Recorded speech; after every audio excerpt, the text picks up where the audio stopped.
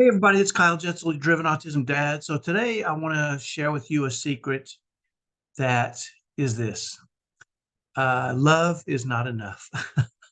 I know this is kind of harsh and I don't want it to come across like that, but I want to share with you a story about three young men I met who were on the autism spectrum, who were adults, early 20s. And one of them actually told me, or the three of them actually told me it's our fault that our families were destroyed um, and that their parents got divorced, and they really felt responsible for all the different problems in their family. And maybe I should start at the beginning because this happened at an autism conference where I was speaking on autism parenting secrets. Obviously, back then I think I called it something different, but anyway, as I was speaking at this conference, I had about 200 parents in the room. What I didn't know is at the back of the room there were three young men who were in their early 20s who were on the autism spectrum. And I talked about a lot of the things that I share in my book. You can get a copy in the link below. Um, but as I was going through the process, engaging with the parents and discussing a lot of these different things, at the end of the event, at the end of my presentation, I went down into the hall where there was a booth. And at that booth, I was actually talking with parents. And there was three young men kind of standing off to the side, kind of watching this whole process. And I noticed them pretty early on. But as I talked to different parents, they kind of made their way closer and closer until they were the only ones left. And one of them approached me, I guess the most verbal of the three, and said to me something pretty simple. He said, "You know what? I wish that our parents had known what you were teaching, because then they may have loved us." And initially I was shocked.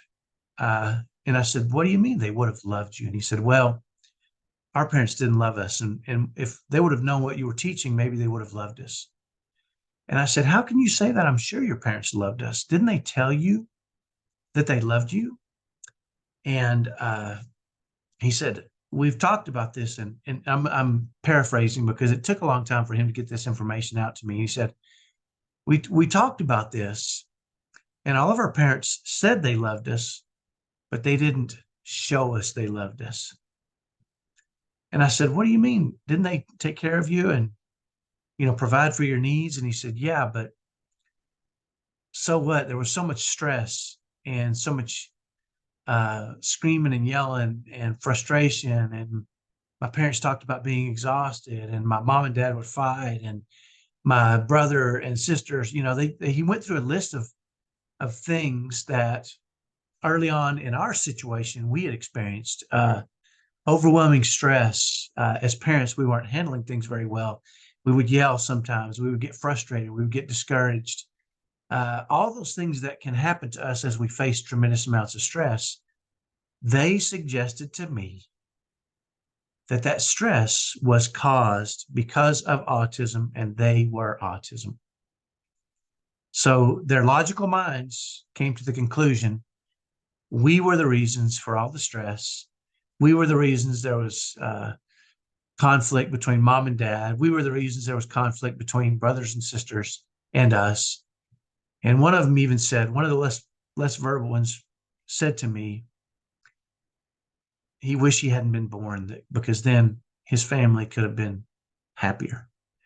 And it just broke my heart to think that these three young men had gotten to this point where they believed that because they were on the spectrum and because they did things differently or created some stress, that this stress had destroyed their family's happiness.